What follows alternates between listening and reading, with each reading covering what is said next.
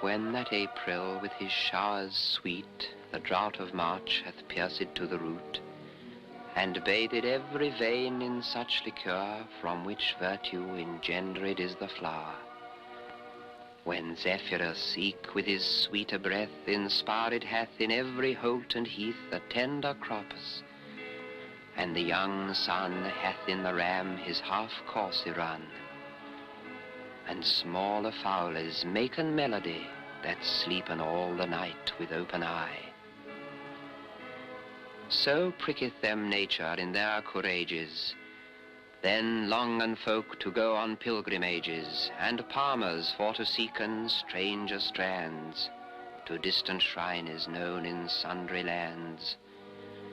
And especially from every shire's end of England to Canterbury they wend, the holy blissful martyr for to seek, that them hath helpen when that they were weak.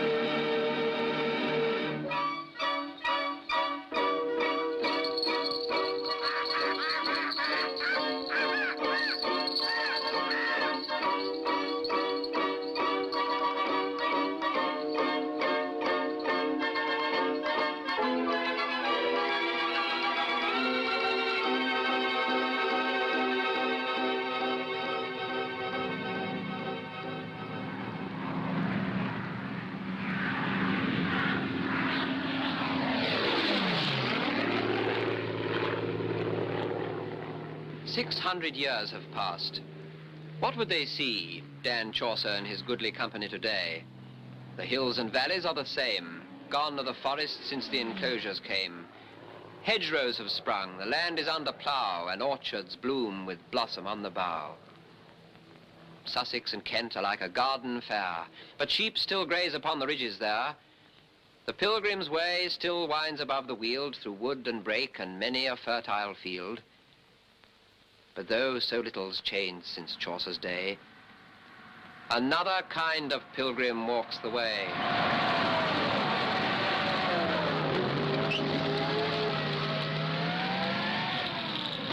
Alas, when on our pilgrimage we wend, we modern pilgrims see no journey's end. Gone are the ring of hooves, the creak of wheel, down in the valley runs our road of steel. No genial host at sinking of the sun welcomes us in. Our journey's just begun.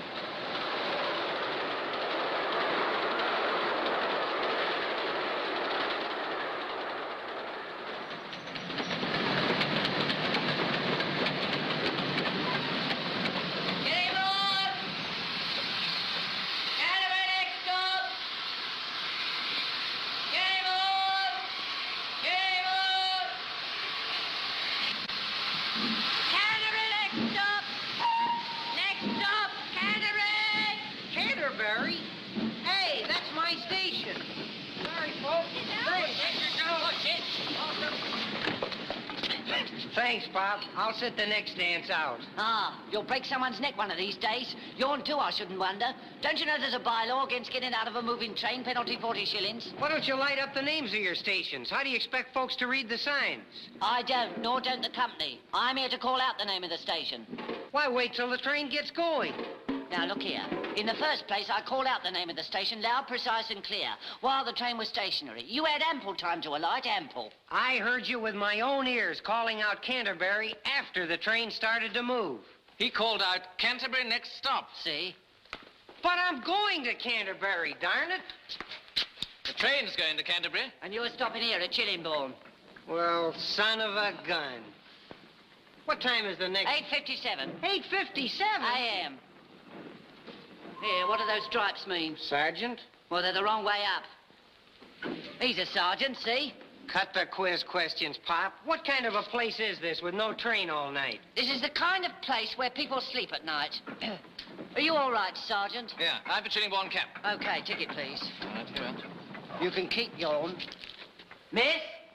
Yeah? These two gentlemen will accompany you to Town Hall. Why do you think I need an escort? No young lady must go alone at night. Mr. Culpepper's orders.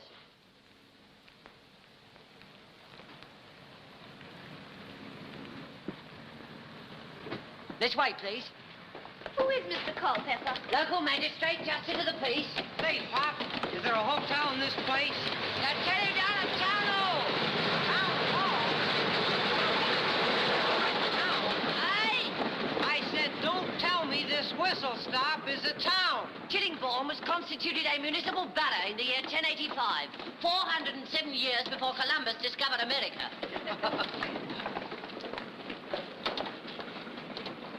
I didn't mean to hurt your civic pride, Pop.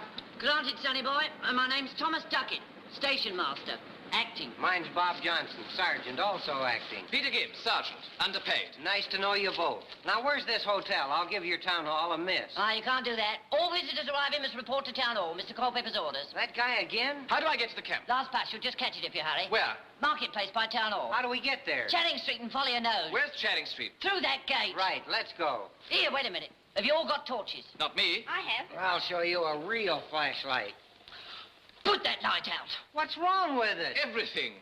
Does the job, doesn't it? But it'll do your job if the police catch you flashing it on. You won't catch no 8:57. AM. Okay. Shall we go? If you're going to catch your bus. Yes, that's right. See you in the morning, Pop. You'll be clever if you do. I don't come on till 12. PM. AM. And keep an eye on the young lady. Check. Why do railway companies always have cakes like this? I'll go ahead and shine my torch for you two. Don't blind us. What are you doing? Hey, what's going on? What's that? What's what? Oh, my goodness, it's my hair. Hair? Somebody came out of nowhere, poured something on it. Hi, where are you?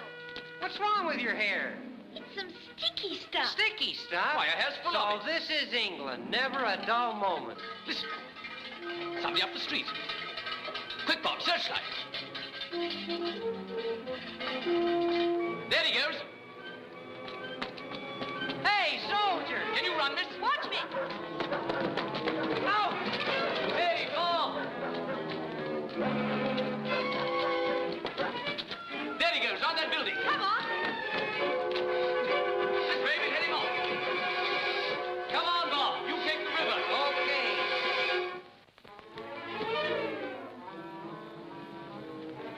What's that? Oh, it's me, darn it. Any luck? Not a sausage. Now, you wait here. What, alone? No fear. Think we missed him? Well, we couldn't have. It's a cinch he didn't double back. Shh. He's inside. Nowhere else he could be. Let's find the door.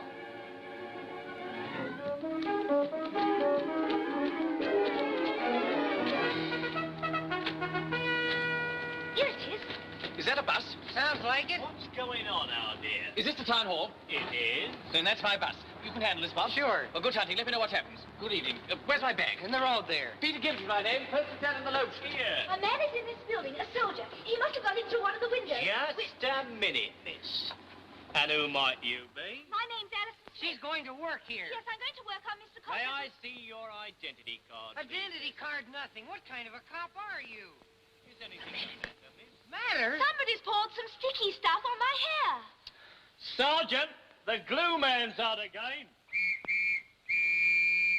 While you're looking this up in the Doomsday Book, he's Go making there! a getaway. And what about my hair? Just a minute, if you please. One thing at a time. Are you the incident, miss? Yes, look, my hair's full of it. Oh, it's the glue man, all right. Glue man? Have a look, dearie. Oh, we'll soon see to that, all right. What is this, an old Chillingbourne custom? He's in the town hall, Sergeant. Who is? Your glue man. We chased him down the street, and he's in this building. Go there. What's up, Ernie? It's him, the glue man. Where? I heard the whistle. Up on the church tower. I ran all the way. I bumped into a soldier running across the square. He caught the Charlton bus. Nuts. That was Peter Gibbs. And who may he be? The soldier who was with us when it happened. Why don't you search the building? You leave that to us, miss. We may be slow in Chillingbourne compared with London ways. And we ain't no G-men neither. But we know our duty and we have our methods. Ernie Brooks, you get back to your fire watching. If you hear anything, blow your whistle as arranged. All right, Bertie. Sergeant Bassett, when on duty, if you please. Constable Evenden, you will accompany me on a tour of the building. You will kindly stay here with the young lady. Sergeant, is it? Yeah, Sergeant Johnson. Say, can't I come too? This guy may be dangerous. Have you got a gun? This is Chillingbourne, Sergeant Johnson, not Chicago. Better use your Say, tools, what kind of a Sergeant. crack is that? I come from Oregon.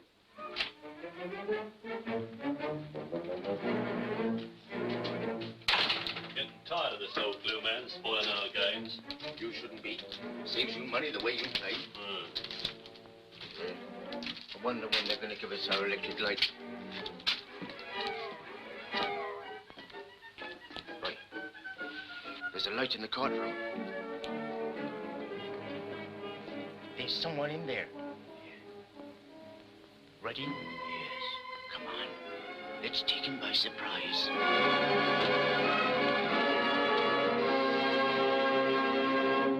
Anything wrong, Bassett? Sorry, Mr. Culpepper. We didn't know you were still up here. I see. All right. Can you make me a cup of tea? I'm sure you've got a kettle on downstairs. Here's my cup. Yes, sir. Sir, the glue man's out again. How do you know? An American soldier and a girl chased him here, sir. What girl? What American? Well, the girl who was the incident, sir. Isn't that right? Yes, Sergeant. She's come to work for you, sir. On your farm. She's a land girl. There must be some mistake. You say they chased the glue man here? Yes, sir. They insist he's somewhere inside this building. Oh, what you standing talking for, Bassett? Get on and search it. Yes, sir.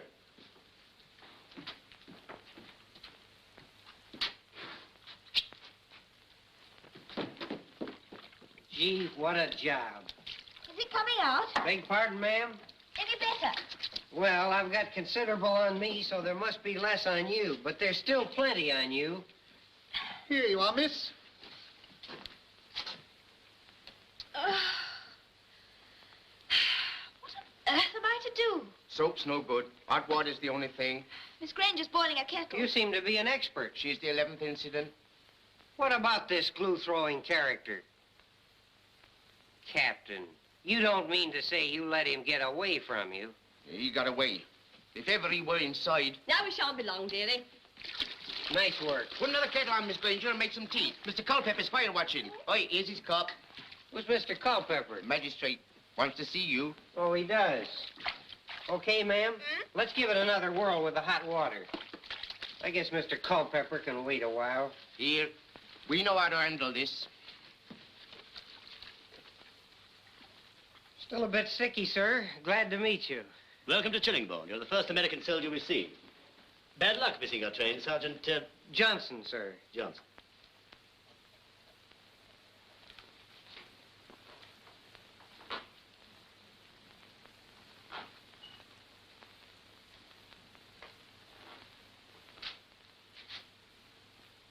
Say, what's that? That's the old ducking stool. Very sensibly used for silencing talkative women.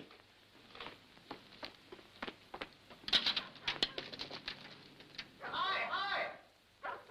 Are you there, Mr. Culpepper? Excuse me. That you, Brooks? You're showing your light, sir. Sorry, Brooks. Very careless of me. We take our blackout serious, ladies, Kent. Is your first time in England? Yes, sir. Do you like it? Sure, but I haven't seen much else but Salisbury. You've seen something if you've seen Salisbury. It's a fine town. Yeah, it's got some swell movies. Really? You're a great movie girl, Sergeant Johnson. You bet. It's a great thing to sit back in an armchair and watch the world go by in front of you. The drawback is, Sergeant Johnson, that people may get used to looking at the world from a sitting position. I don't quite get you. Then when they really do pass through it, they don't see anything.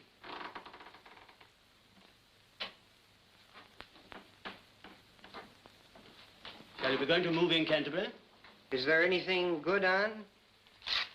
This voucher will get you a room in the Hand of Glory. That's the inn. One of the men will take you over. There's nothing to pay. Thanks, that's swell of you, but I can pay. No, you're our guest for tonight. Okay. Thanks a lot. That's all right. Pity. Pity?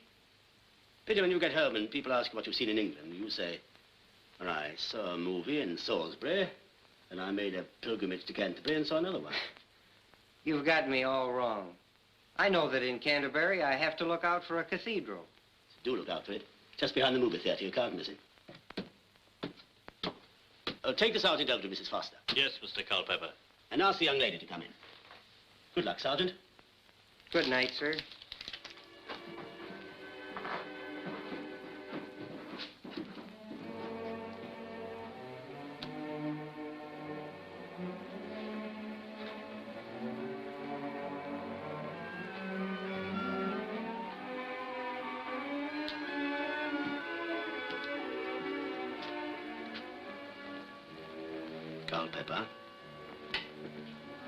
Culpepper. Up here, miss. Thank you.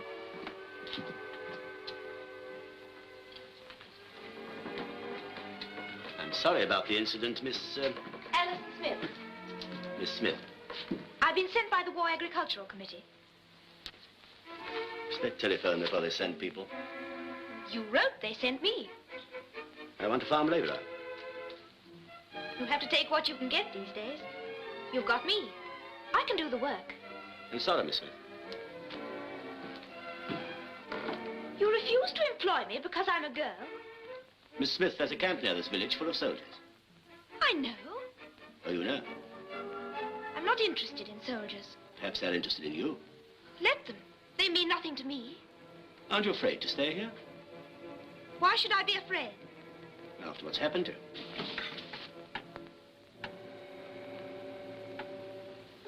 Didn't you hear it? What? Somebody moved. There. Nonsense. It isn't nonsense.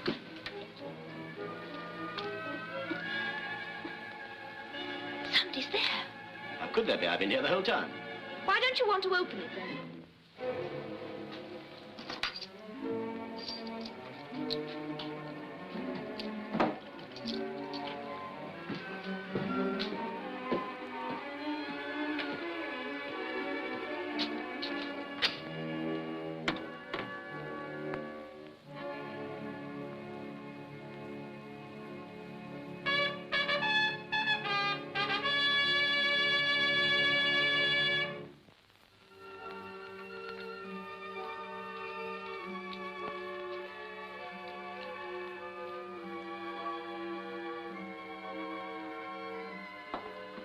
Here's some more.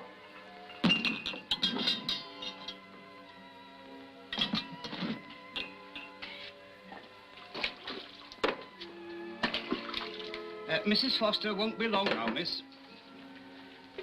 Can I help you? Well, I've seen some topsy-turvy things in this war, and the last. But to see guests doing real work for me, no, miss.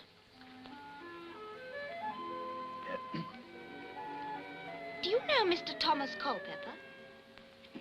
Do I know Mr. Culpepper? You a Londoner, miss? Mm-hmm.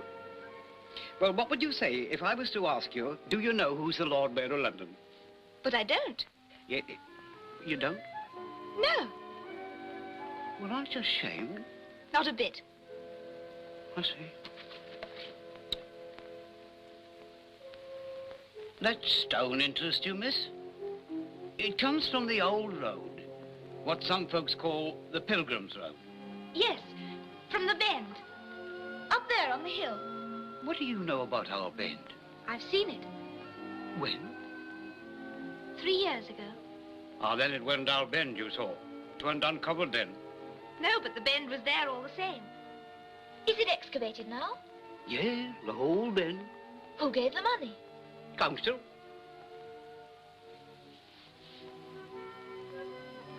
I'm glad they changed their minds. They didn't. We changed our magistrate. For Mr. Culpepper? For Mr. Culpepper. Here. How do you know about our bend? I spent the whole of my holiday here once. I don't call you to mind. We camped outside the village. In a caravan. There ain't been no caravanners up by our bend for the past 8 years. That's all you know. Ah. Except, you ain't a geologist? No. He was my fiancé. Girl, you can come up now. Your room's ready. Coming. Good night. Good night.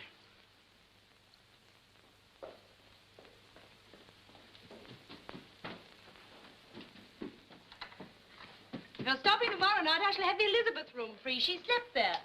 Who? Queen Elizabeth. There's an American in it now, but he's going in the morning. Is his name Johnson? Are you the girl? Yes. We washed it, but it's still full of glue. Revolting. Extraordinary thing to do, isn't it? Silly, I call it. You'll have to wash your hair again several times. I'll send you up a kettle. Thank you. This is your room. Who is it?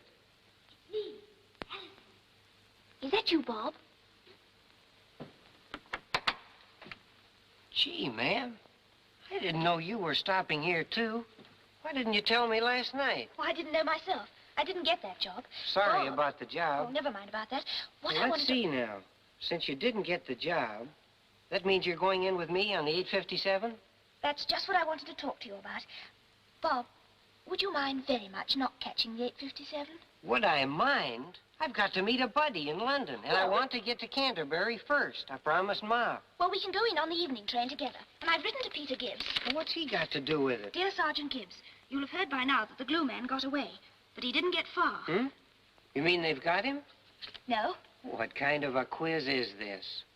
You met Mr. Culpepper, didn't you? Yes, he got me this room, and a swell room it is. What about him? There's something about him I don't like. And he's got a Home Guard uniform. Oh, don't laugh, Bob. What I want to do is to snoop around in the village. Peter can do that at the camp. And I want you to help me, Bob. You need about as much help as a flying fortress.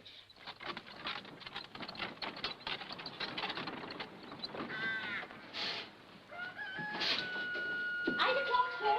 A.M. or P.M.?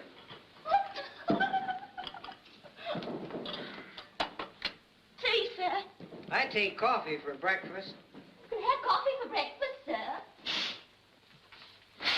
That's an early morning tea. Can't I have early morning coffee? Oh, no, sir. Oh.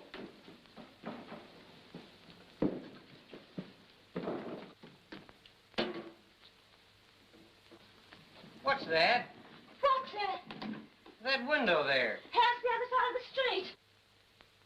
That street seems kind of narrow. The upper story overhangs. They do say 2 6-foot men can shake hands across the street, sir. Why would they want to do that? It's only what they say, sir.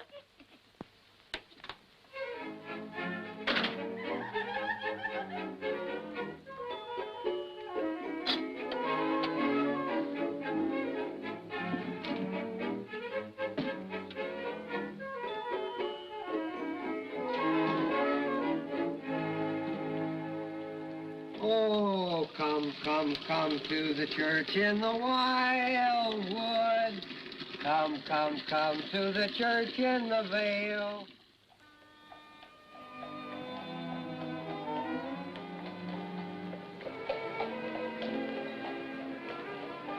Morning.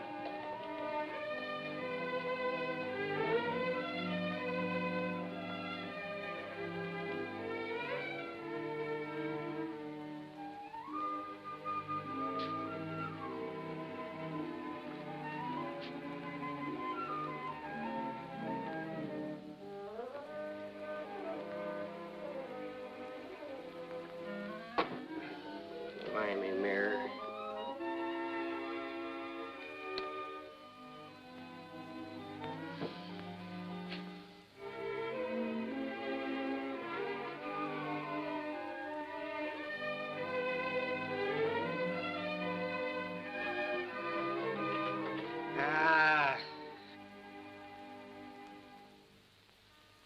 Hello there. Hello. What are you doing? Standing.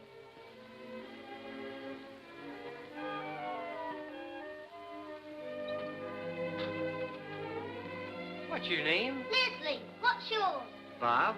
Are you a soldier? Sure. Can't you see my uniform? I've never seen a uniform like that. What do those stripes mean? I seem to have heard this one. I tell you they mean sergeant, and you tell me what? They're from way up. Correct. Could you use a quarter? Quarter what? A quarter of a dollar. That's a shilling. Catch. Thank you very much. You're welcome. Are you an American soldier? I have that honor. Mother, Yes, what? this is an American soldier. Don't point, dear. It's rude. Gee up, Jen. Come on. See you later.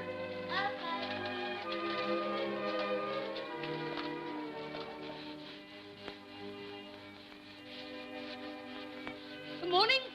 Good morning, ma'am. Sleep well? Yes, thanks. Sure is mighty lonesome lying in the middle of that bed. There are only 3 like it in all England. They say that 2 6-foot men couldn't shake hands across that bed. Why would they want to do that, ma'am? Depends on who's in it, young man. You missed the Canterbury train. Thought I might take a ride in with Miss Allison this evening. And you better think again, because she's stopping. I woke up this morning saying to myself, Susanna Foster, are you mad to let a great strong girl like that go when you need someone yourself on the farm? Was I right? I guess you ain't often wrong, ma'am. She's a nice girl. She having breakfast? No, she's a wheelwright.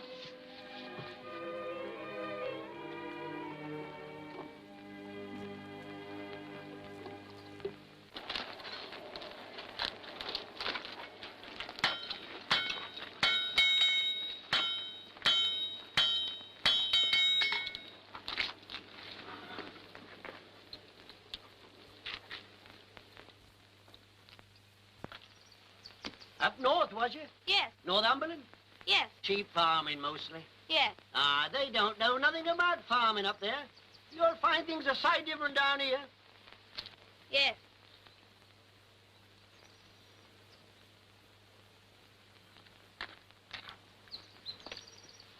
Jim had to cut the tire off. Know what the tire is? Yes? Then he had to sole it down. Know what soling down means? No. Ah, well, soling down means soling down, see? Jim gouged out the ends of the spokes. Then he had to look at them felly joints. You know what felly joints is? No? Ah, you ought to know that. He had to open them felly joints 3/8 of an inch. You better remember that just in case Susanna Foster asks you what was wrong with the wheel. Thank you. Mr. Horton, what was your job before the war? Mine? I've been a blacksmith for 37 years. My father was a blacksmith, and his before him. I was selling things in a department store before the war. I wonder how you would look behind a counter, Mr. Horton. Horton behind the counter? American movie, eh? Bob Johnson's name. Sergeant, ain't you? This is Sergeant Bob Johnson of the American Army. Morning, folks. Morning. Morning. Morning. Nice place you've got here. So you didn't catch the 8:57? No, ma'am. You look as though you belong around here already. Do I? Sure do. I thought I'd stick around today myself. Thought I might have a chat with Mr. Culpepper. I hear he knows a lot about the old Pilgrim's Road. Ah, so you're interested in that old road, are you? Well, the wheel's finished. What are you standing round for? Put her on the cart. Yes, sir, I'm crazy about that old road and those old Canterbury pilgrims. Ah, them was the days for a wheelwright. Mind that strut, boy. Have you got the linchpin, Ned? Yep. George? Yes? Did you hear the news last night, Mr. Horton? There wasn't nothing on the wireless. No, I didn't mean that sort of news. I mean, what happened here last night? We get all our local news at 6 o'clock, miss. You got a local newspaper? No, that's when the pub opens. What happened? Your glue man was on the warpath last night. Who was he after this time? Me. Oh, you. I suppose that'll learn you not to run around at night. On the contrary, I shall go out every night until I catch him. Aren't likely. Come on, then, get her down.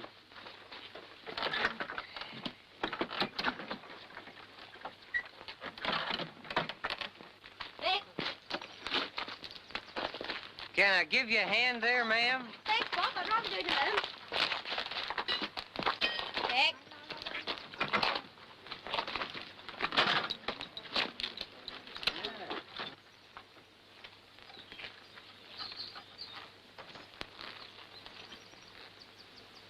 Elm. Here. And chestnut? Do you get much sweating in your elm planks? Oh, average. At home, we build 2 at a time for steadiness, side by side. Well, so do us, to tie them longer strips together. Sown last winter. Is that how you do it in America? It's how we do it in my part of America. But we take off the strips when we put the planks away in stock. Well, so do us. How long do you allow for seasoning timber? A year for every inch of thickness. Same here. You can't hurry an elm. No, but some folks try to all the same. Capitalists. Can't stand to see their money lie idle a piece. And the war? Why the war? Folks go mad. They cut oak at midsummer. No. I'm telling you, yes. Oak should be cut in winter. Of course. Or the spring. That's right. And beech in the fall. And plank it out at Christmas. Yeah. That's how my dad taught me. Ah, you was well brought up. In the timber business, was you? Lumber. Oh. My granddad had the first mill in our parts. Yeah. Dad, he was a cabinet maker. I cut my teeth on wood shavings. Dad, he made my cradle out of cedar of Lebanon. He said what was good enough for Solomon was good enough for a Johnson of Johnson County. Gee, I can smell that cedar now.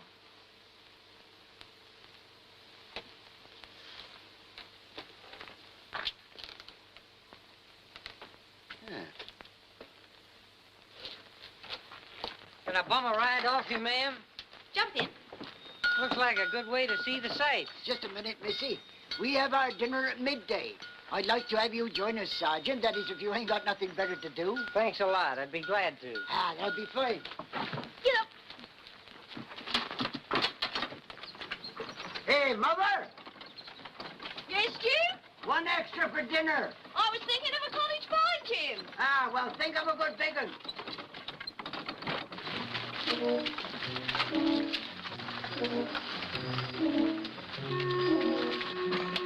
Nice piece of weatherboarding, that watermill.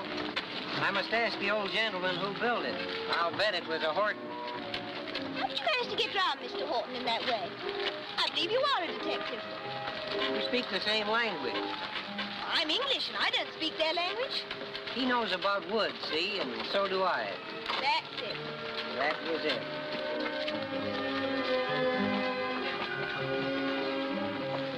Oh, look at that house.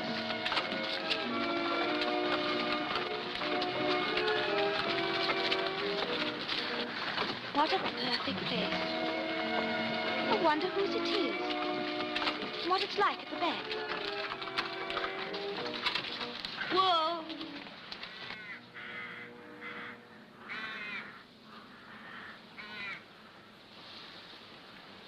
What wouldn't I give to grow old in a place like that? Tom! Breakfast!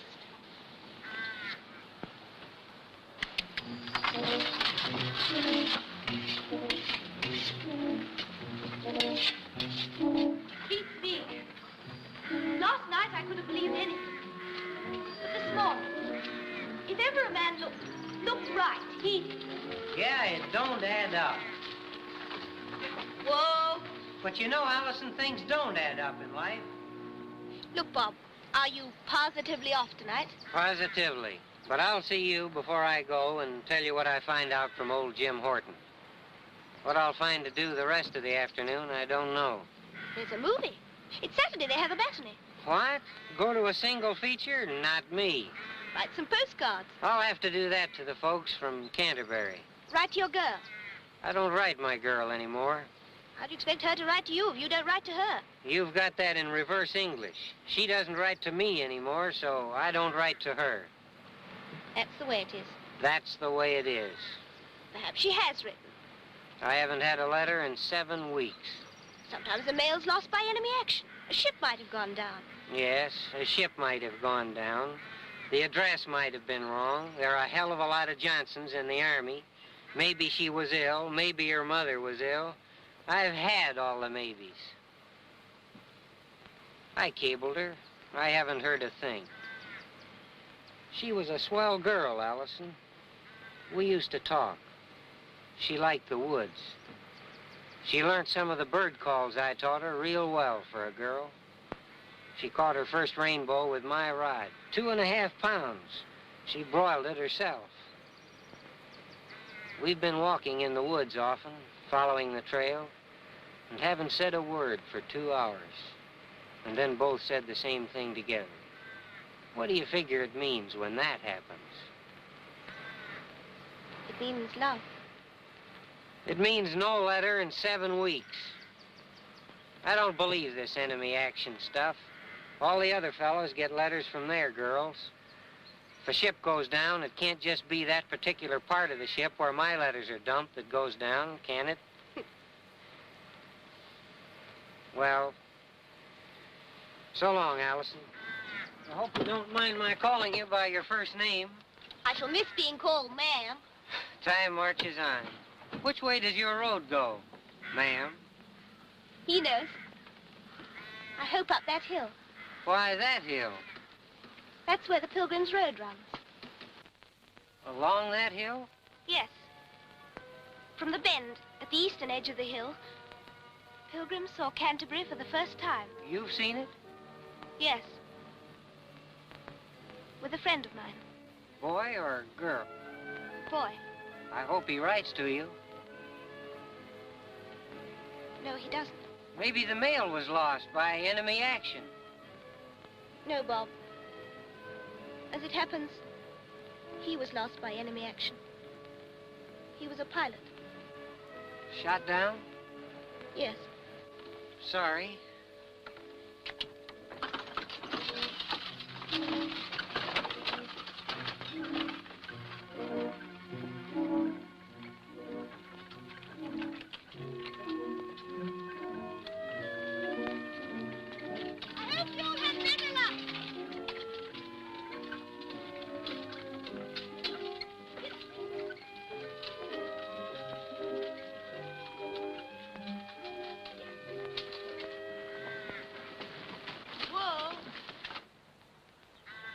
I'm Prudence Honeywood. My sister telephoned you were coming. Glad to see you. We're short-handed here. Smiler brought you along all right, I hope? Yes, Miss Honeywood? Not afraid of work, are you? No. Can you tie sheaves? Yes. Cart muck? Yes. Split potatoes? Yes. Lead a harrow? Not very straight. Neither can I. Can you spud wheat? Yes. Spread lime? If I have to. You'll have to. Know anything about hops? Not a thing. Most of the hands are down in the fields today. You'd better stay here this morning. You can put your bag in that shed. See your room later.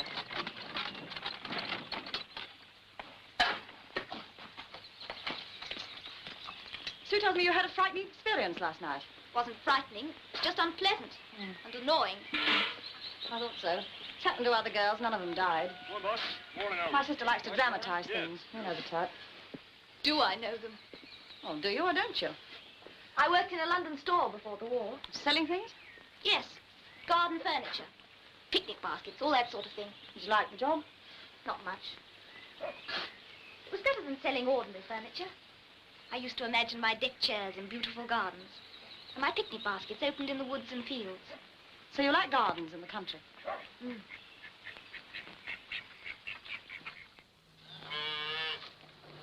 Hope you won't miss your London store here. I shan't. You get up at sunrise. You don't have to queue for the bus. It's hot and sweaty this time of the year. You should see the stores in August. The flies are the very devil. So were the customers. That's your room over there. The only one. You won't get much of a view, I'm afraid. You should have seen the view from my room in London. Was it a long street with every house a different sort of sadness in it? It was a long row of back gardens. And the tall, sad houses were all the same. Drafty in winter. Airless in summer. You seem to know them. The only man who ever asked me to marry him wanted me to live in a house like that. I'm still a maid. Honeywood? Call me Prue, you might as well. I don't like prudence, name or quality. Prue and Sue, we've always been. She likes Susanna. You spoke of other girls who had the same experience as I had last night. Do you know any of them? Yes, I've one working in the hop yards. Fee Baker. I'd like to talk to her. Well, you'll see her when you take the dinner down.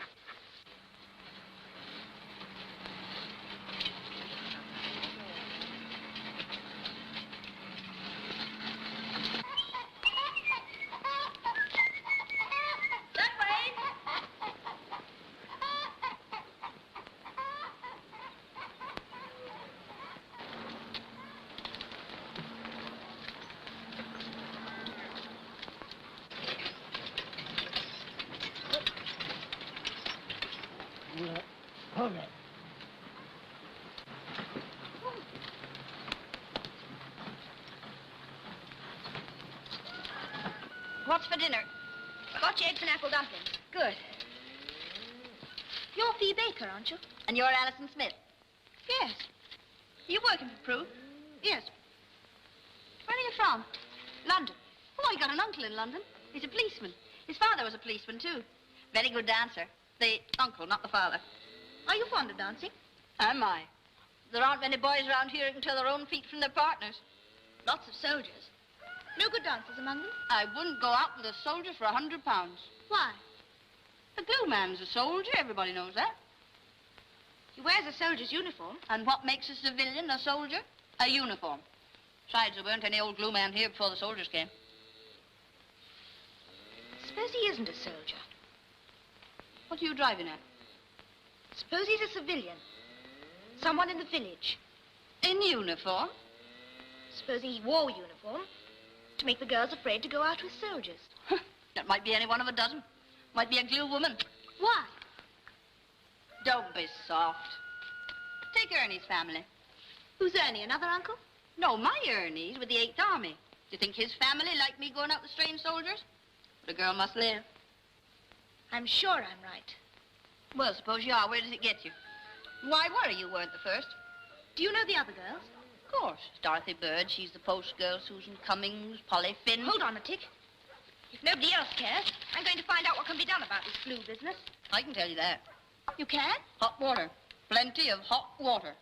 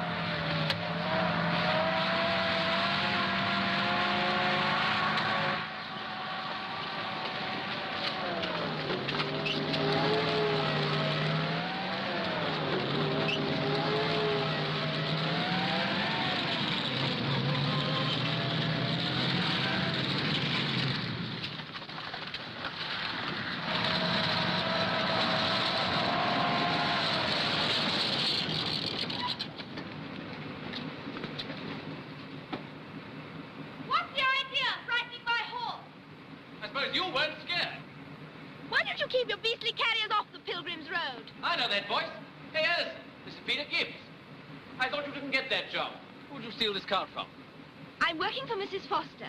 And if you don't take your carriers out of the road at once, I'll tell her what happened, and she'll report you to your CO. CO's idea. You didn't know who was in the cart. I didn't even know it was a girl. You're just an objective. I don't believe a word. And I'm in a hurry. We're not.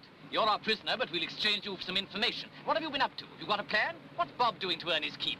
Archie! This is Miss Alison Smith I told you about. Archie here had an Agnes. A Gladys?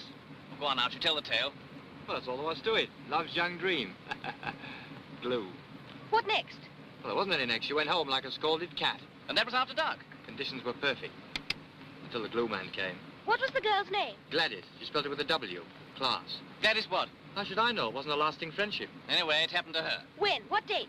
Not for Mo. Archie's my witness. I'll get all the dope. Okay, Archie. And talking of dope, What's that? Culpeper Institute, Chillingbourne. Admission free. Each Saturday at 7:30 p.m., a lecture illustrated by lantern slides will be given by Thomas Culpeper, J.P. For members of HM forces only, after the lecture, an open discussion will be held, smoking permitted. Attend the whole series and bring your friends. Admission free. They're stuck up all over the camp. That's the force in the series. Well? Well, how about it? We're useful. It says members of HM forces only. Well, aren't you in the army? Women's Land Army? Isn't that HM forces too? Yes, it is, but the lecture's tonight. Well, what's wrong with tonight? I've got a job. I'm working here. You are? Good. It's my first day. Well, what's wrong with it? Nothing. Well, can you be there? Yes, I suppose I can if I finish in time. Well, can you finish in time? Yes, if it's important. Important? The detective work? Every clue's important. What clue? Did I say clue? You did? I meant clue. Don't be late.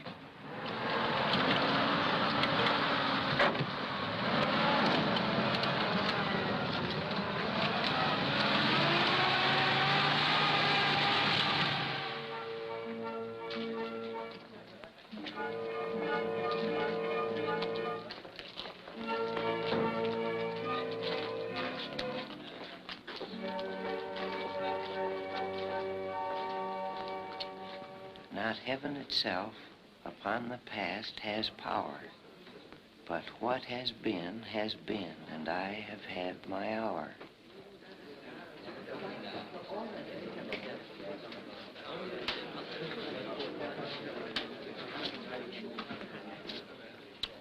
Are you from the States? Yes. I got a brother there. That's so? Butt City. Butt City? Butt City, Montana. Oh, yes, of course. Name of Isaac Wells, maybe you know him.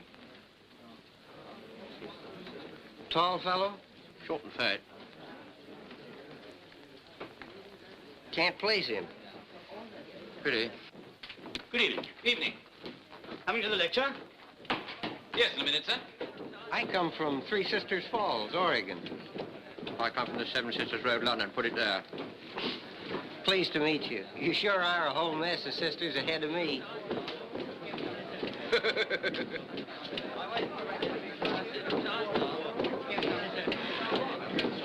evening. Good evening. I'm glad to see such a big house. The last time I was to speak, it was July the 11th, I think. An audience of one. He was reading his evening paper. I waited for a bit, then I asked him, shall I start? He said, start what? I said, didn't you come to hear me lecture? He said, no, I'm waiting for the pubs to open. Well, we waited till 5:30, then we adjourned the lecture and both went to the pub. Would some of you mind doing the blackout, please? And I hope there are going to be plenty of questions. Will somebody start the ball rolling now? Yes, sir. May I ask why you want to lecture us at all, sir? Well, you see, it's a form of human weakness. It's only human nature when you hear something interesting to want to pass it on to somebody else. Well, I know a lot of interesting things about this part of the country. I feel the urge to pass some of them on to you. Good evening. You'll find a place at the back there, I think. Oh, good evening, Sir Johnson. Would you like to join your two friends? Yes, sir. Good evening, Miss Smith. Good evening, Mr. Culpeper. Say, won't you come back and join us? Well, I wouldn't like to presume. Sure, come on, we'd like it. Straight? Sure. Very kind of well, sure. I don't mind if I do.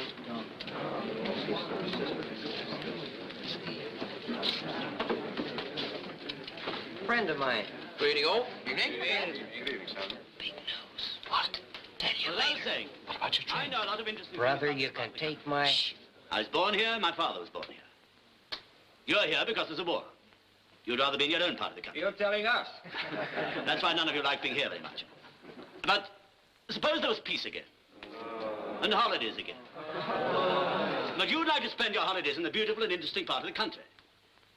And if you were to ask any man who knew England well, where shall I go to? 10 to 1, he'd say, go to Kent. Well, you're in Kent. And how? Yes, where's the wife and kid? Only passing through, I know. I don't know what you are in civil life. You might be cook, clerk, doctor, lawyer, merchant. Let me remind you that as much as 600 years ago, doctors and lawyers, and clerks and merchants were passing through here on the old road, which we call the Pilgrim's Way. And cooks. Yes, and cooks too. Blimey, cooks tour. These ancient pilgrims came to Canterbury to ask for a blessing or to do penance. You, I hope, are on your way to secure blessings for the future. Any questions? I was thinking, sir. Yes? What have we got to do with this old road and the people who traveled along it 600 years ago? Yeah. Isn't the house you were born in the most interesting house in the world for you? Don't you want to know how your father lived? And his father? That's all right, but how do we know it really happened? Well, there are more ways than one of getting close to your ancestors. Follow the old road, and as you walk, think of them and of the old England. They climbed Chillingbourne Hill just as you did. They sweated and paused for breath just as you did today. And when you see the bluebells in the spring and the wild thyme and the broom and the heather, you're only seeing what their eyes saw. You ford the same rivers, same birds are singing. When you lie flat on your back and rest and watch the clouds sailing, as I often do,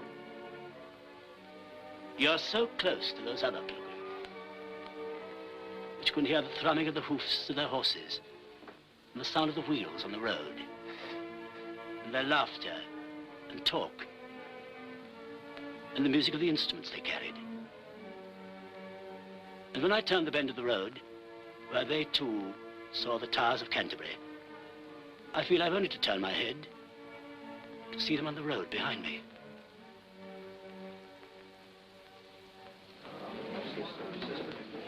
Like it? How about you? Makes a nice change. Now I'd like to show you some drawings and photographs of things we found in recent excavations. Hey, Bob, movies. I don't like free shows. Something always goes wrong. First, I'll show you the bend on the Pilgrim's Road. See? Sorry, I always do that. Somebody mind undoing the blackout?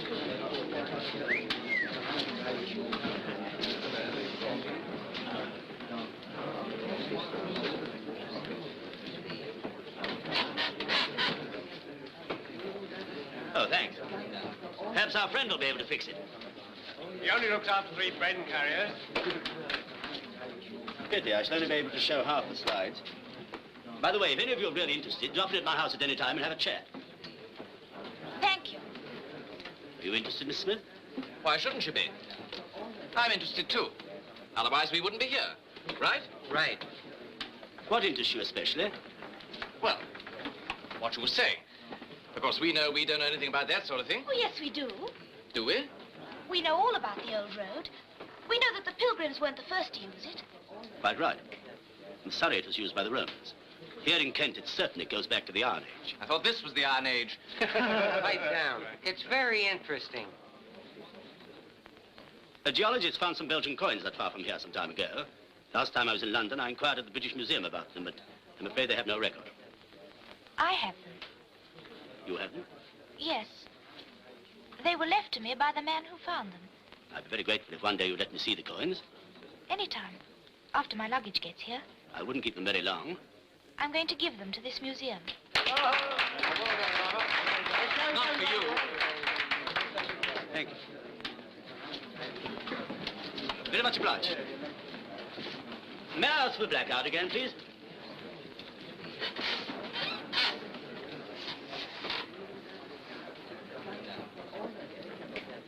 Here we go. The bend on the Pilgrim's Road.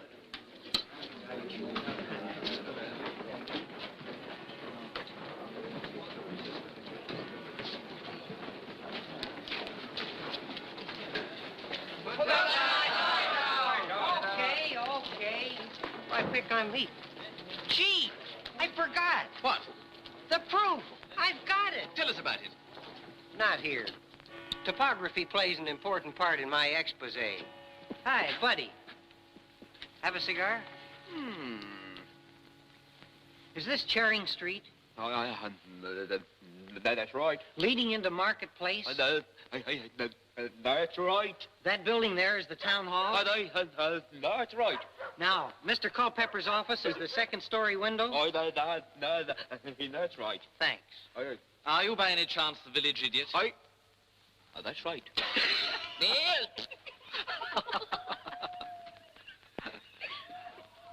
Anyway, he is right. I checked it this afternoon. So where does it get us? You'll see. Now, we came down this street.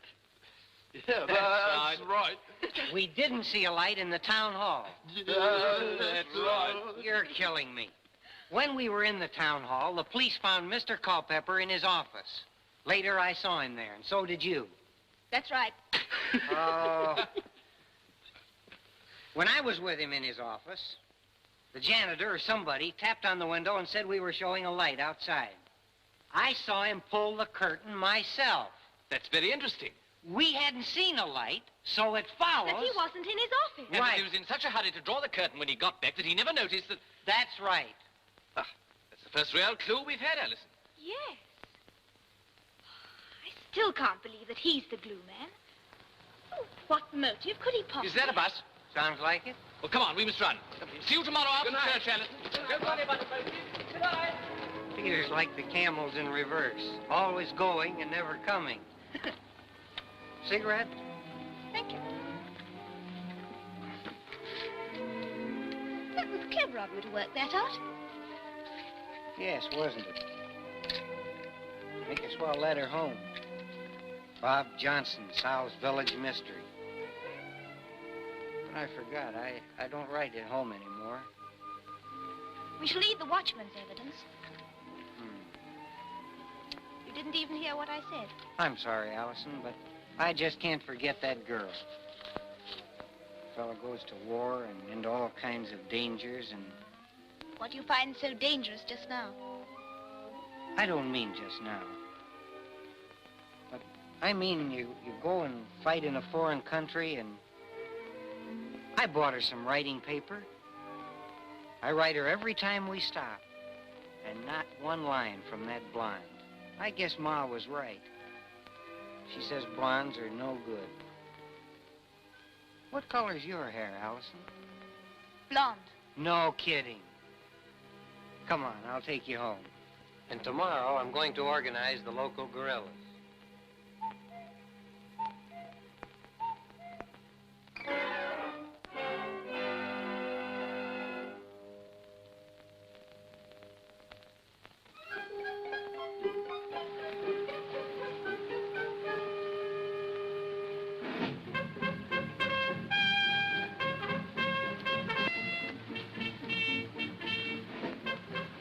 Hello there.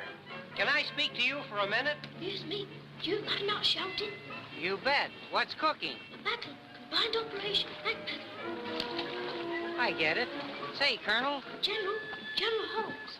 This is Commander Todd, in charge of our landing crew. Mind if I come aboard? Next door. At your own risk, of course. Sure. In this side. Here I come.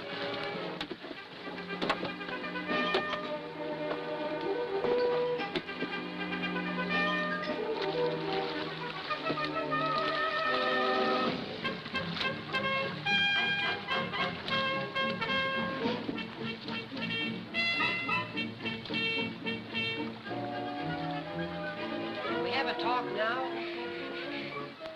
I'm putting a scatter show.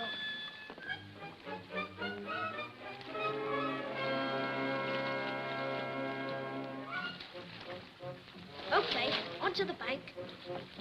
Would you mind taking a paddle? Sure.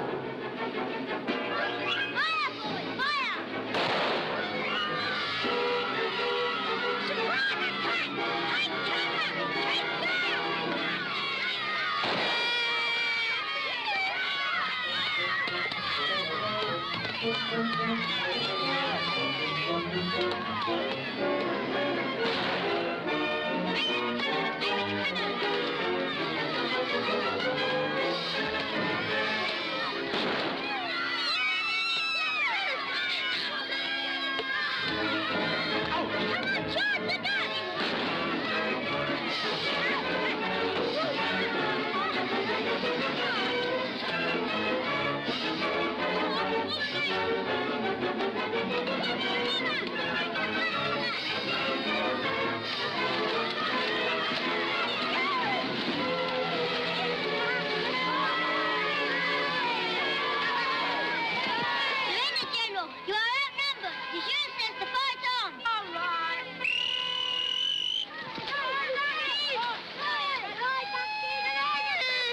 General. Nice work.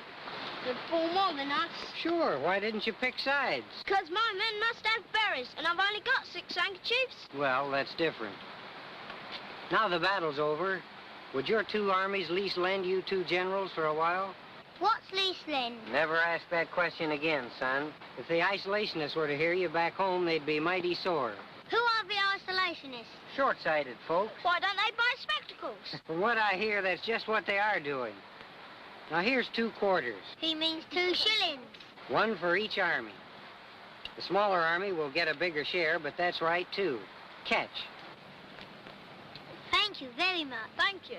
Is there some place around here we could have a powwow? On the hill. Yoo-hoo!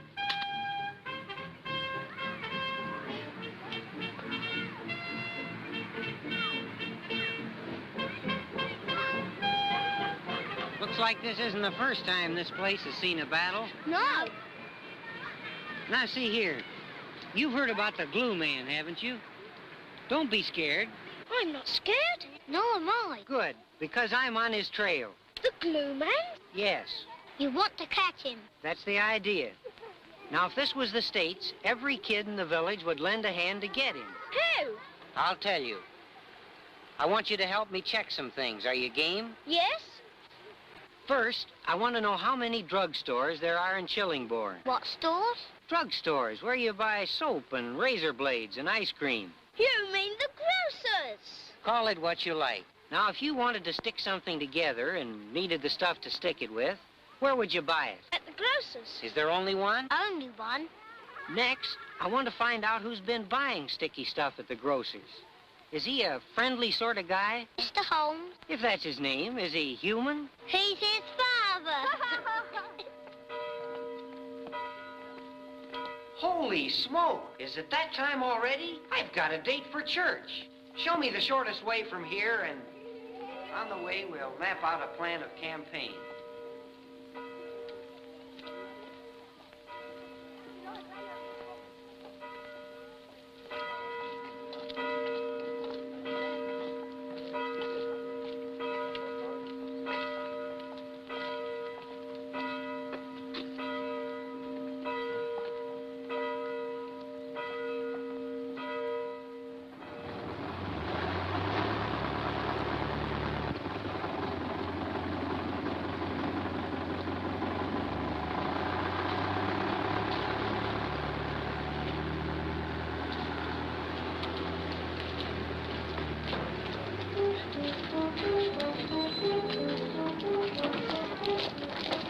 Excuse me, can you tell me anything about the office? They'll tell you. Oh, no, it isn't bus information I want. It's about the glue man. What about him? Who are you? You are Polly Finn, aren't you? Yes. What if I am?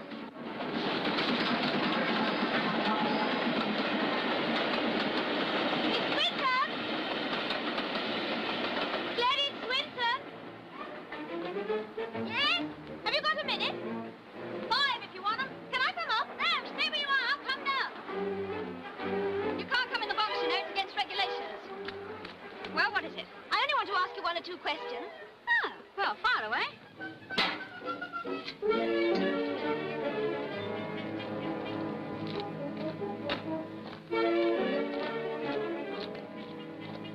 Morning. Morning. Are you Dorothy Bird? That's me. I got your name from Fee Baker. I'm the new land girl working at Foster's. Fun.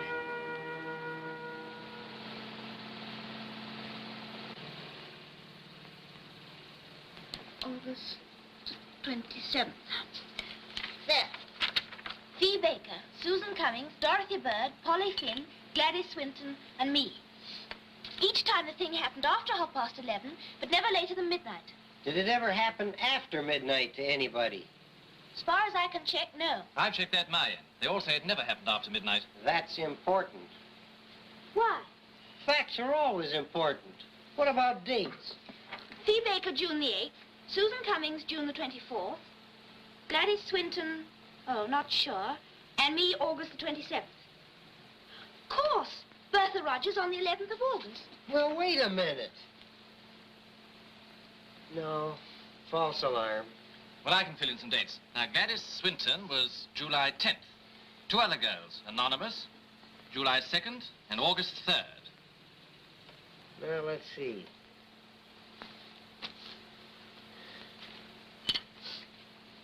That gives us 2 on Tuesday, 1 on Wednesday, 1 on Thursday, 2 on Friday, 1 on Saturday, blank on Sunday and Monday. Well, what you make of that? I don't know.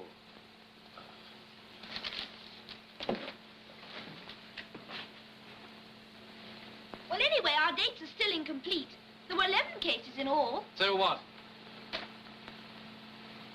You know, I'm beginning to think the whole village is cracked. Just look at that boy. 90 degrees in the shade, and he's wearing a winter overcoat.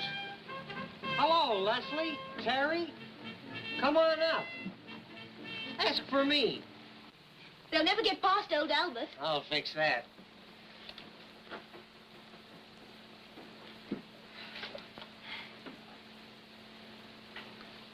Kids and almanacs. This won't get us anywhere. You got a better idea? Yes. I'm going to call on Mr. Culpeper this afternoon, and I want you to come with me. You can't crash in without being asked. He has asked me, last night. Anyone really interested, he said. Well, I'm interested. Yes, that's clever. But will you come? I'm not very keen. Take Bob. No, he's got a date. Meet General Terry, General Leslie, also Commander Todd. He's the delicate one. You all like lemonade? Yes. You too, Commander? Yes. You can take this coat off now, Commander. You're through the enemy's lines. Meet the account book of Mr. Holmes, the General's father and Chillingbourne drugstore keeper. You mean the grocer? Beg pardon. A, B, C. Thomas. Flour, soap, sugar, bacon. The week's rations. Here, you look at it. You know the names.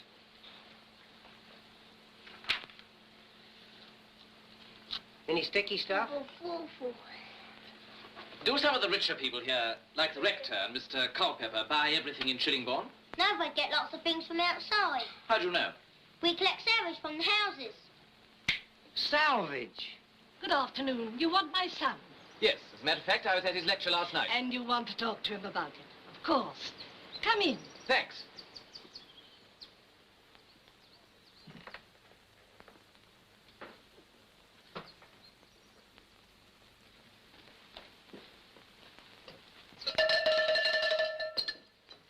He'll be here in a moment.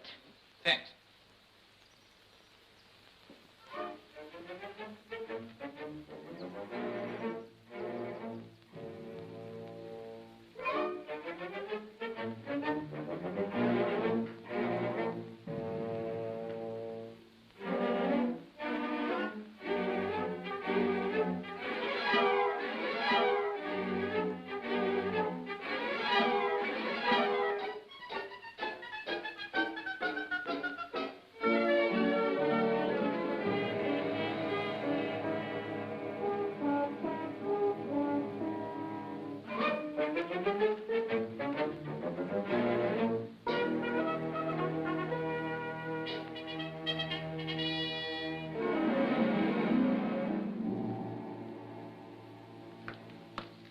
Good afternoon, Sergeant. Oh, how do you do, sir? Thought it'd bother you on a Sunday. I don't mention it. I expect your weekdays are pretty fully occupied. Yes, they are. Do sit down. What do you drink? Beer, whiskey, or cider? Oh, nothing for me. I do have something.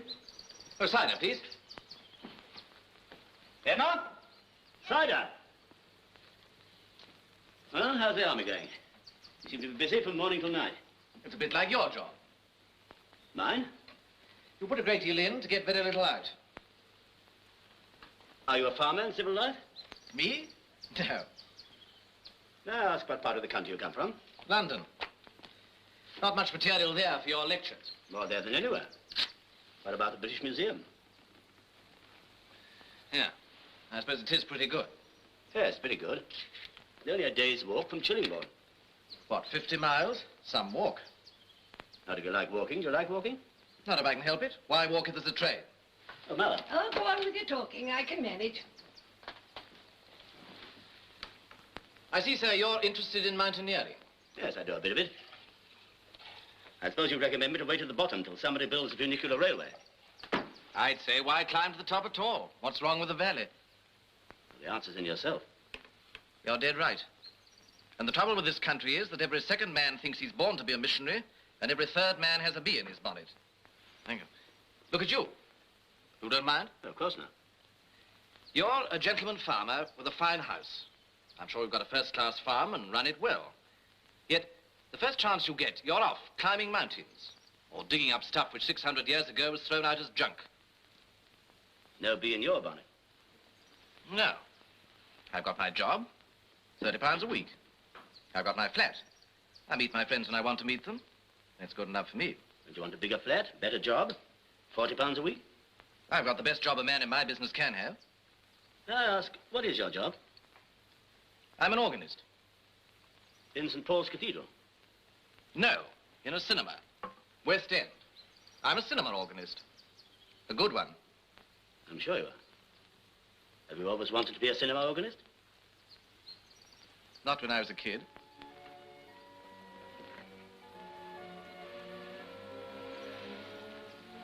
I wanted to be a church organist. I studied for 9 years.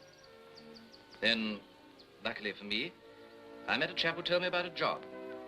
A new theater, brand new organ.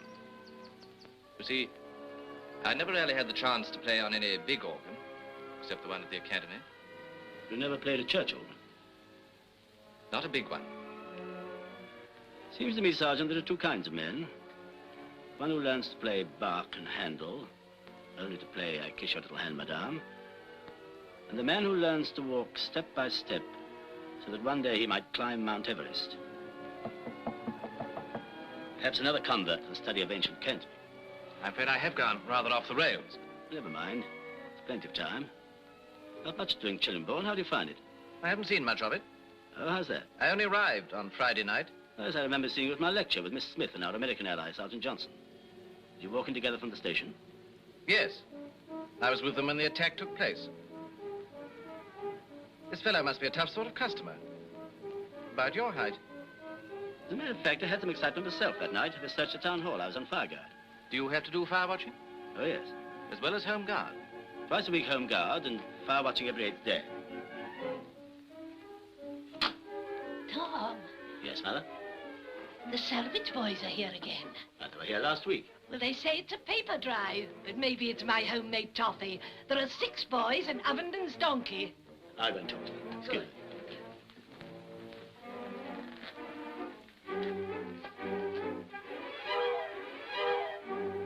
Hello, salvage again. Yes, sir, white paper. We've got a lot of sacks, sir. Did you go round to the old scullery last time? No, sir. You better go round by the back way. Emma will show you. Round the back way. How's your father's lumbago, Teddy? Awful, sir. Oh, too bad.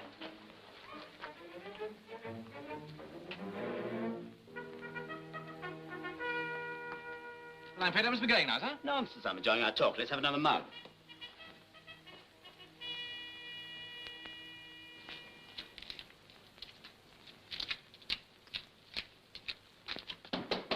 Hello. Coming, ma'am. 4 and 5 and 6 and 7. 2 shillings and 7 pence. That okay, ma'am? Now what? Press button A, okay? Looks like I hit the jackpot. What's Press that, the wrong ma'am? button. I press button B. Check. Reinsert coins and press button A. Check again.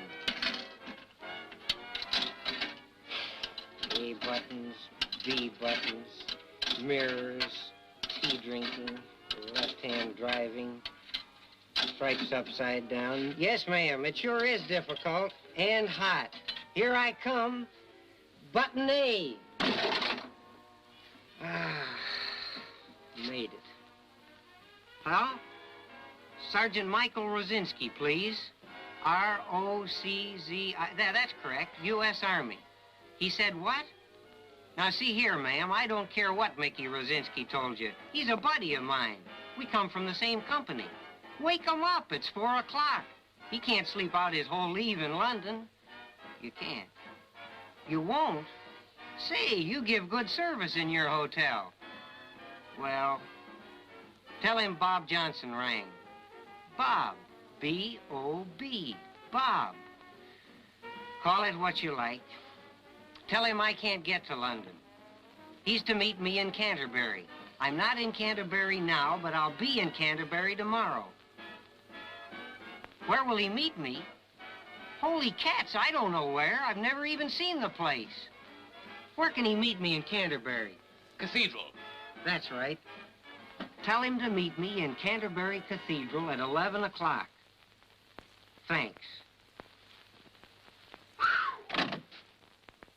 These London dames have plenty on the ball. Now look, forget sex for a little while, will you? I've either solved the whole thing or wasted a perfectly good Sunday. What about me and my whole furlough? See that? Without difficulty. Now, where's that list you made today of the dates of the crimes? Right here, but... Well, now I'll tell you when the crimes were committed. Why tell me? I have them here. Yes, but I haven't. Now, check. The last one was Friday, August the 27th. Considering we were both there... Before that, Thursday the 19th. Unproven. Oh, I'll take it from me, it's right. Shandy? Before that, Wednesday the 11th. Tuesday, 3rd of August. Say, that's right. July the 26th, a Monday. July the 18th, a Sunday. 10th of July, a Saturday. 2nd of July, a Friday. All correct. 24th of June, a Thursday. Then one on Wednesday, the 16th of June, and Tuesday, the 8th of June. Altogether, 11. Say, what have you got there? This, my fine feathered friend, is the fire guard rota from Mr. Culpepper's house. And the dates that I've quoted to you are the nights that he was on duty. Every 8th day. Gee! Then Ernie Brooks clinches it. What does he say? Same as me. He saw the light in Mr. Culpepper's office around midnight, but not before. Oh, who goes there? Friend Uncle! Sentry, let them come up!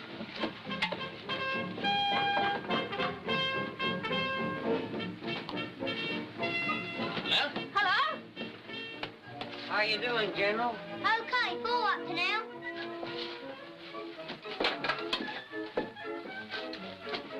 Here is something. Name of a firm.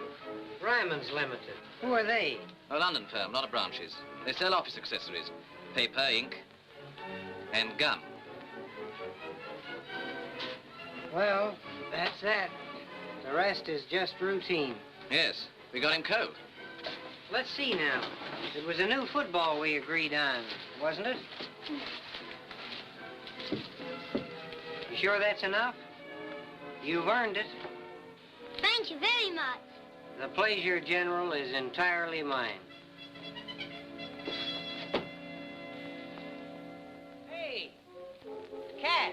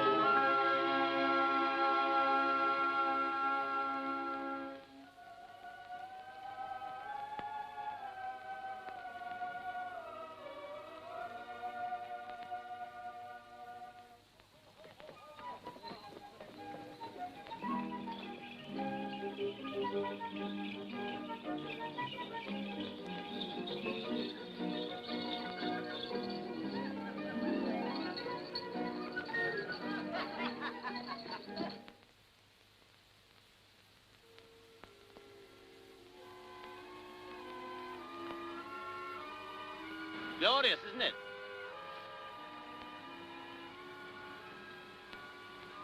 Is anybody there? It's a real voice you heard. You're not dreaming. No. Just now, I heard sounds. What sounds did you hear? Horses' hooves. Voices. And a lute. Or an instrument like a lute. Did you hear anything? Those sounds come from inside, not outside. They're only when you're concentrating, when you believe strongly in something. Just now I was concentrating on who was coming up the hill to disturb me. Disturb you at what? Breathing the air, smelling the earth, and watching the clouds. Why don't you sit down?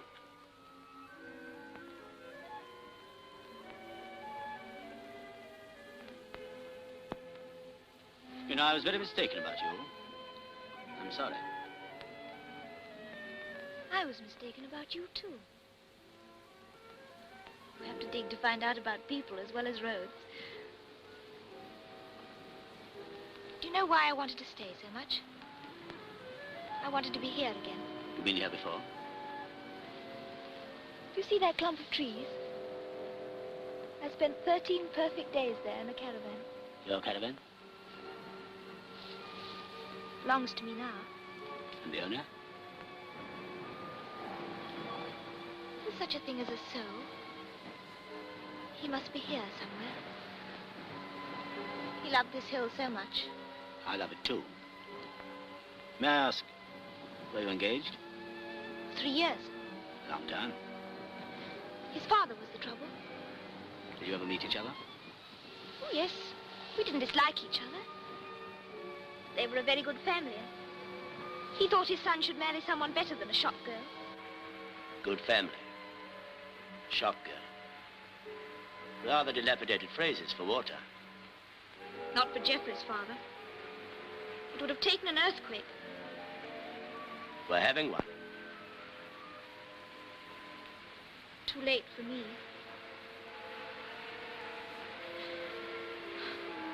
There are a lot of funny things in the world. What, for instance? For instance, why should people who love the country have to live in big cities? Something's wrong. Miracles still happen, you know. Do you believe in miracles? When I was your age, I didn't believe in anything. Now I believe in miracles. For shop girls? For everybody. You know, I think a shop girl has a bigger chance of a miracle than a millionaire. I can see you've never been a shop girl. Nor a millionaire. See those clouds forming? It'll be a warm day tomorrow. Tomorrow I've got to go into Canterbury, to the Agricultural Committee. I shall visit my property. Your property in Canterbury? My caravan. It's jacked up there in a garage. I pay £half a crown a week for it. Quite a lot for a jacked-up caravan. Not for my caravan. Shall you bring it here? I hope so. Pilgrims to Canterbury often receive blessings. Do you think even a visit to the Agricultural Committee can be the instrument of a blessing? Who knows? If not, I might have a word with you. Yes, sir, I was born with an open mind. And mouth. And mouth, as you remarked.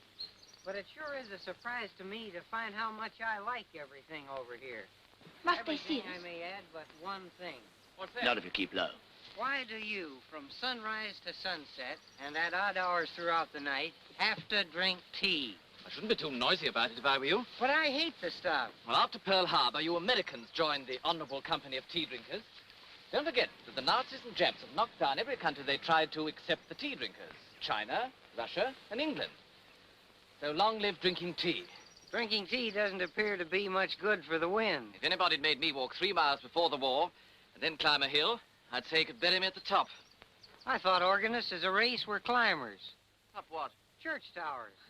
I use a lift. Boy, cast your eye around that noble prospect. Wasn't it worth the climb? Yeah, Of course, I freely admit it's nothing to compare with the view from Three Sisters Mountain. Now, don't start to tell me that you've got higher hills and broader rivers. I don't see any river. There. That's the River Stour. That? Goes to Canterbury. Going to Canterbury is no proof it's a river. I'm going to Canterbury, and I ain't no river. Well, I'll admit it's no Mississippi. And I'll admit I've never seen the Mississippi. I'd be happy to tell you folks you've seen the River Stour. And English blackberries. I am happy. Ours are bigger than these. I feel fine. The whole time, ever since we sailed, something's been wrong with me. Maybe it was my girl. Maybe I was homesick. Now, for the first time, I feel swell. Maybe it was because my mind was preoccupied. In the Army, they think mostly about keeping your body occupied. They've not much time to worry about your mind. No. Yeah, here's as good as Hyde Park. Hyde Park?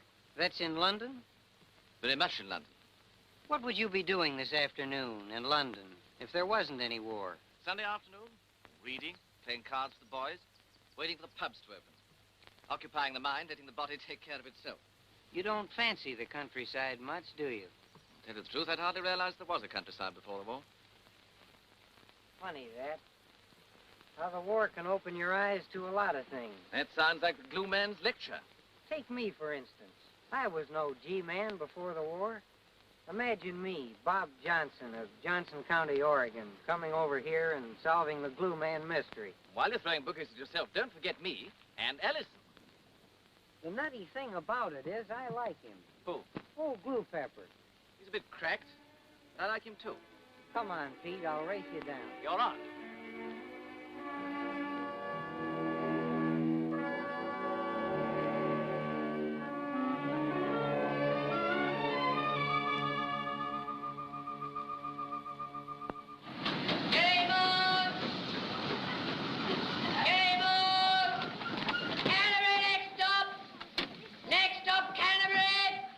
Well, it's just as well he knows. He didn't deny it, did he? Didn't say a word. No, he wouldn't. Are you going to tell the police? Certainly. He's called the tune, now he's got to pay the piper. Hey, what's the hold-up, George? Mr. Culpepper's a bit late. Did you get that? Well, how'd you know he's going to Canterbury? It's Monday, his day on the bench. On the bench? Hello, Pop. Hello, sonny boy. Bench of magistrates. The district law court. Good morning, Mr. Duckett. Morning, miss. I warned you to keep an eye on her Friday night. Oh, here he comes. Here you are, Mr. Culpepper. Thanks, sir.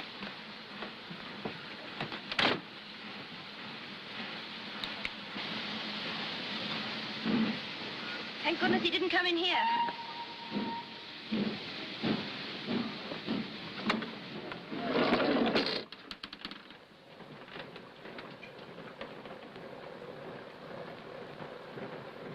Good morning. You don't mind my sitting with you. It's only 10 minutes to Canterbury. There's plenty of room. You bet. I'm glad to meet you all together. You, I suppose, are on your way to rejoin your unit, Sergeant Johnson. Yes, sir. And you're off to the Agricultural Committee. And you're going to sit on the bench. And you, Sergeant Gibbs? I'm going to the police station. I see. An excellent police force, the Kent Constabulary. They solve every crime sooner or later. Do you think the glue man knew that? He knew it, all right. But he didn't think that what he did was a crime. What else can you call it? Upsetting the whole village, giving the soldiers a bad name with everyone. Some children hate going to school. The parents have to force them to go. Is that a crime? Pouring glue on girls here is. It's awful to get out. I'm not going to defend pouring glue on people. Certainly not. I'm going to defend pouring knowledge into people's heads. By force, if necessary. What knowledge? Knowledge of our country, the love of its beauty. Beauty of the countryside. Who cares about these things in wartime? Who cares about them in peacetime?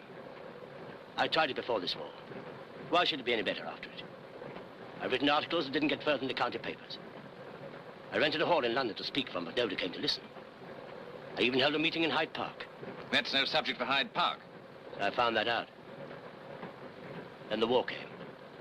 And just as I was thinking, like you, that all the things I've been preaching about would have to wait until peacetime, a miracle happened. That's the trouble. You believe in miracles. Yes, I do. The miracle was that the army decided to build a camp just outside our village. Young men flowed in from every part of the country. I felt as a missionary must feel, well, one day he finds there's no need to travel into the jungle to find converts, because the savages are coming to him. Thanks for the compliment. There's no sin in being a savage. But a missionary who doesn't try to do his duty is a bad missionary. Well? Well, here was a chance for them and for me. I planned a series of lectures. No one came. I tried again and again. Nobody turned up. I went to see their CO. He sympathized, said when the men had finished their work, They had dates with the girls in the village, or they went to the movies to see glamour girls on the screen, or they got up dances. They were always with girls or after girls. Well, what's wrong with that? Yeah, it's natural to feel lonesome in a strange place. You have a girl at home, haven't you? Yes, I have. Would you like to go out with strangers when you're 3,000 miles away? 5,000 miles. Most of our girls have their men in the services. The older people didn't like the idea of them going out with every soldier that came along. I suppose they couldn't do anything about it.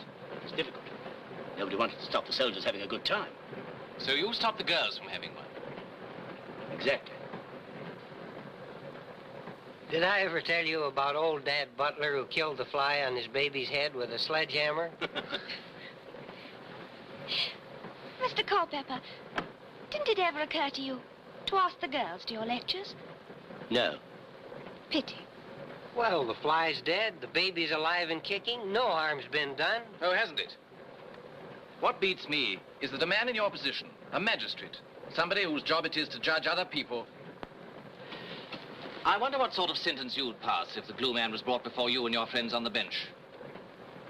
It would depend upon the findings of the court. I would try to find out the truth. I never pass sentence without doing that.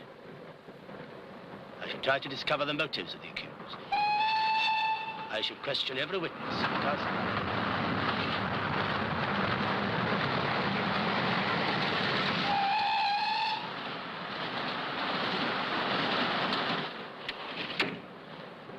But you know that every witness would be against him. Are you against him? Fee Baker said that there are a lot of people in the village who are not against him. Are you against him? He meant well. Would you believe a burglar who said he meant well? If it was his first offense. You could prove that he broke into the house in order to save the baby from burning to death. What baby? Old Dad Butler's baby. In any case, Sergeant Gibbs, if harm has been done, I shall have to pay for it. And in order to make you pay, somebody must denounce you. I want to make that quite clear. There are higher courts than the local bench of magistrates.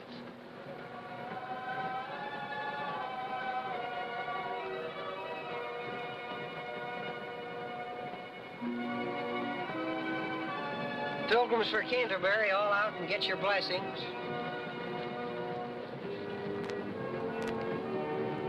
Rum sort of pilgrimage for you. Pilgrimage can be either to receive a blessing or to do penance. I don't need either. Perhaps you're an instrument. Do I get a flaming sword? Nothing would surprise me. I'll believe that when I see a halo round my head.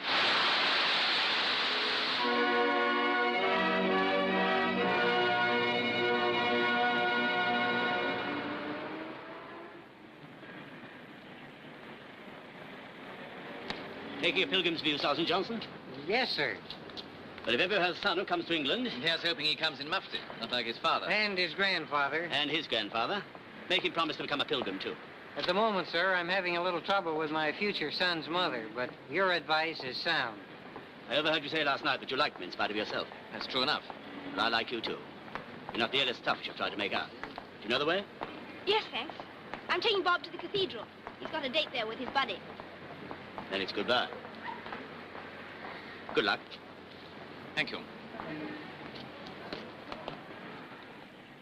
Why, good luck to you especially. Yes, why you? Military secret. What's cooking? Tell a fellow. We're off today. No. Where to? But don't worry, I'll be seeing you. It's a date. And the more of us, the merrier.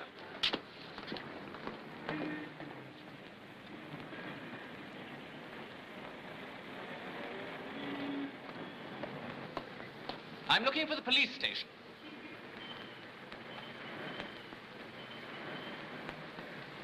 Thank you.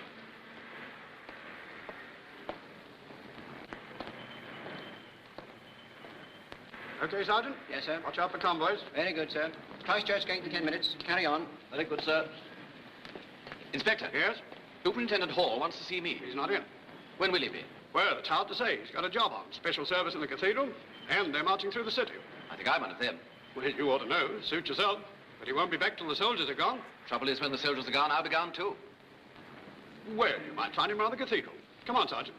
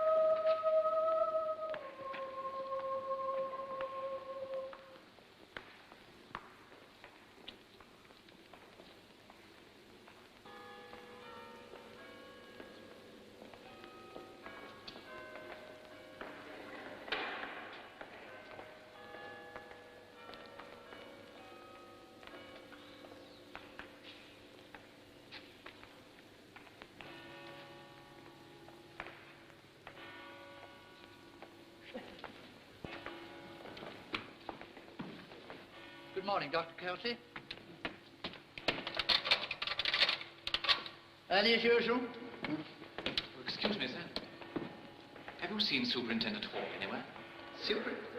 This is Canterbury Cathedral, not the police station. Oh, sorry, sir. I was told he might be here. He wants to see me urgently. Urgently?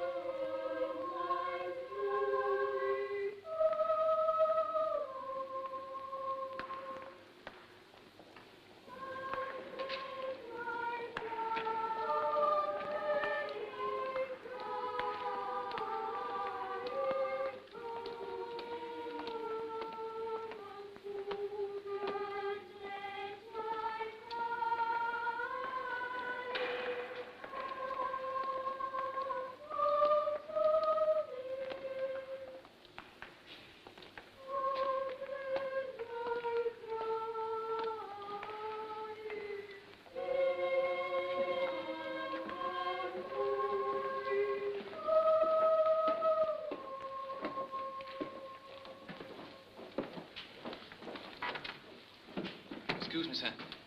I think you dropped this. Too much urgency. Do you mind my looking at the organ for a moment, sir? Oh, go ahead.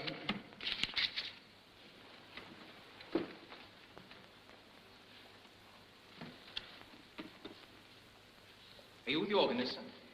Do I look like the charwoman?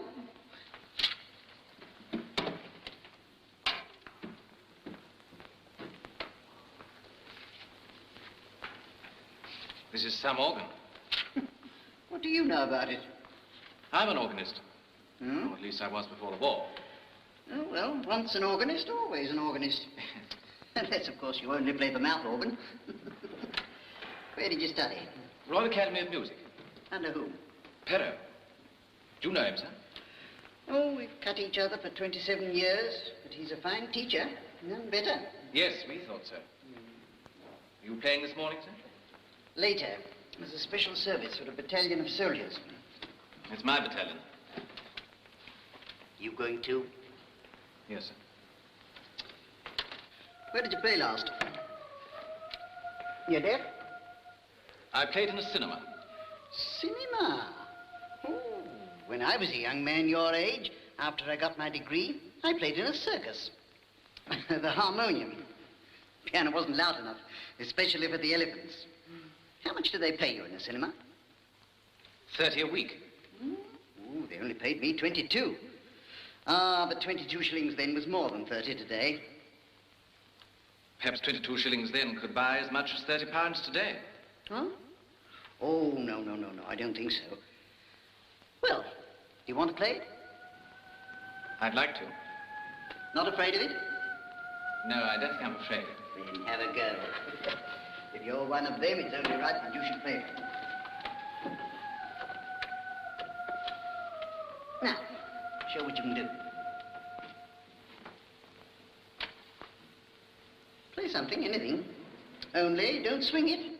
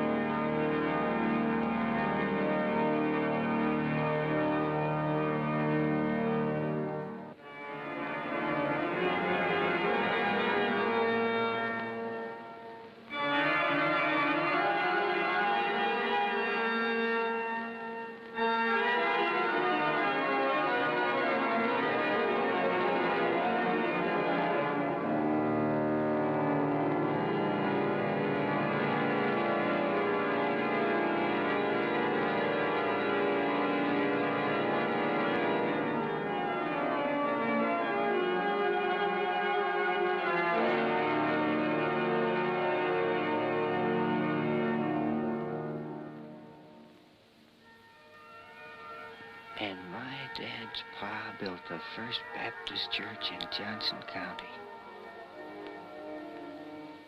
Oregon red cedar, cedar shingles, 1887. Well, that was a good job, too.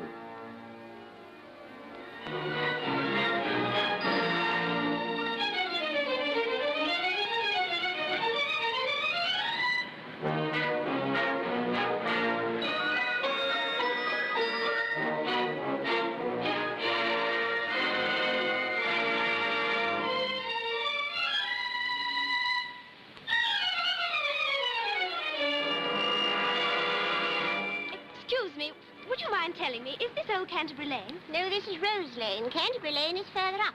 I haven't been here since 1940. The Rose Hotel used to be here. Just where we're standing.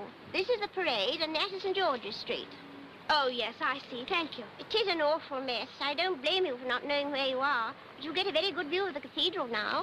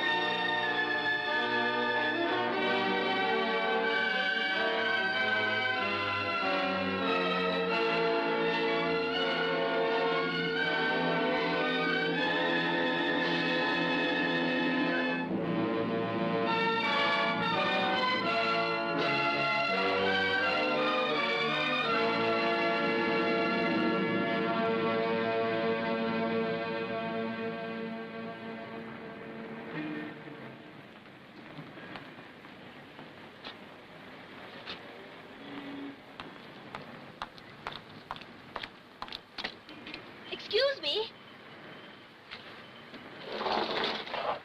Is this Rose Lane garage? Yeah. You don't want to take her out, miss, do you? No, I just want to look at her. She's a good friend of mine. Caravan? Yes.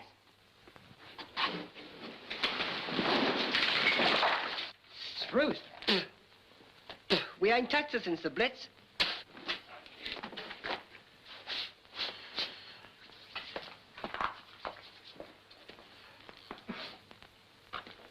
What happened to the tires? Requisition. You know the regulations. Mr. Portal couldn't let you know because he had no address for you. He got the receipt. He'd be glad you're here. I'll go and tell him.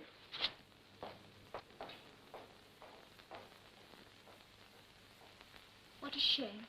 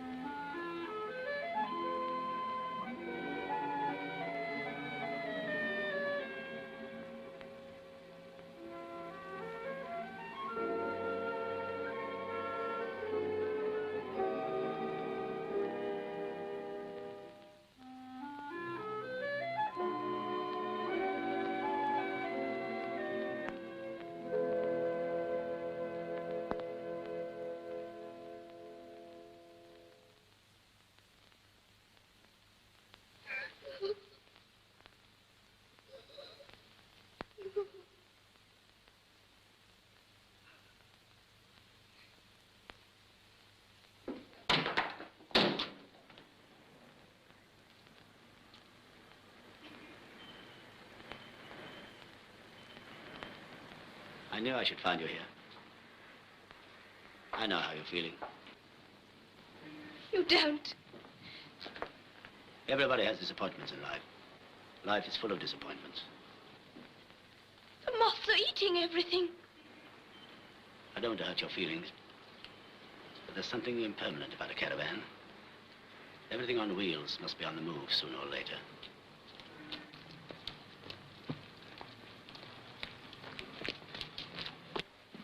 Oh, hello, Mr. Portal. How are you? How do you do, Miss Allison? How do you do? Do you know Mr. Culpeper? Oh, yes, I know Mr. Culpeper. I knew his father. How do you do, Mr. Tom? How are you, Mr. Portal? Miss Allison, why didn't you leave us your address? 2 weeks ago, Mr. Jeffrey's father came here. He came here all the way from Hartford. He didn't want the caravan. He can't have it. It was Mr. Jeffrey's wish that I should have it. Well, you were a witness. You were there when he said it. No, it's quite all right, Miss Allison. He doesn't want the caravan. He wants to get in touch with you. I told him that we'd received a letter from you and that you were coming here. He's waited for you. He's staying at the Falstaff. For over 2 weeks now, he's waited for you here in Canterbury. Why? Because he has news, Miss Allison. Official news about Mr. Jeffrey. He's in Gibraltar. Miss Allison.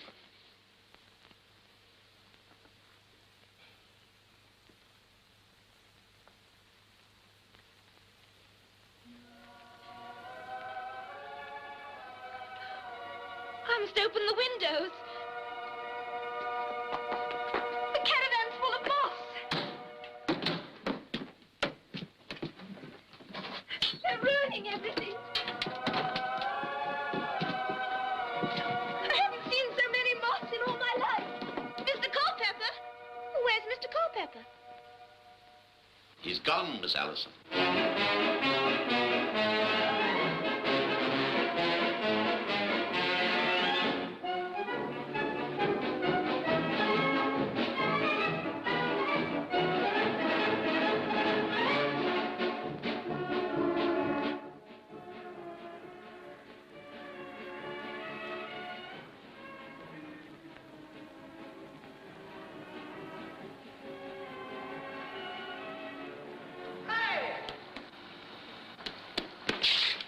Why, you homesick, sad sack GI.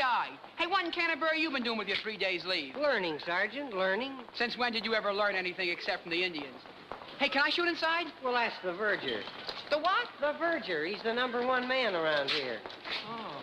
Hey, you don't know what you missed in London. Nightclubs like New York. You've never been in New York. Oh, and girls and telephone numbers. Wait, I got 1,000,000 of them. You know about the old road? That's a new one on me. Where is it, Piccadilly? Piccadilly. It's a road, a real one. Okay, what about it? It's the Pilgrim's Road. Gee, even you know about the Canterbury Pilgrims. Yeah, no, I seem to remember flunking them. Where does it go to, this old road? You're standing on it. It goes right here to Canterbury Cathedral. Come on in. You're a pilgrim yourself, but you don't know it. Hey, let's have some tea first, huh? That stuff? Sure, it's a habit like marijuana. I'll take marijuana. You'll drink tea and like it. I'll drink it, but I won't like it. There you are, you Canterbury pilgrim. You can sit right there and watch the world go by like in the movies. Hey, babe. What's cooking? I beg your pardon? You know, what do you got to eat in the kitchen? Scones and rock buns. All right. Bring us an order of each and some tea. And look, when you're spooning out the tea, don't forget, one for him, one for me. And one for the pot. One for the pot. Looks like she made the original pilgrimage. Now, look, let me get this straight. You came here by road, not by train. I came by train, but the pilgrims used the old road. Uh-huh. Why? For blessings, you character, for blessings. Okay, where's yours? Uh-uh. It don't work nowadays. That was 600 years ago. You see, it's just like I've been saying. Here you are 600 years too late. You passed up 72 sleepless hours in London, and you ain't even got a blessing. Yes, sir, you're completely and positively... It don't work nowadays, huh? Hey, do I look like a heavenly messenger to you? You look like Mickey Rosinski to me. Oh, yeah? Well, I, Mickey Rosinski, have a blessing for you. Oh, no, I've been carrying these around for 2 days. Give me those letters. The whole lot came in the mail the afternoon you left from your girl. Hey, what stamps are these? Australian. Australian? Yeah, she certainly gets around. These were mailed in Sydney, Australia. She's joined the wax.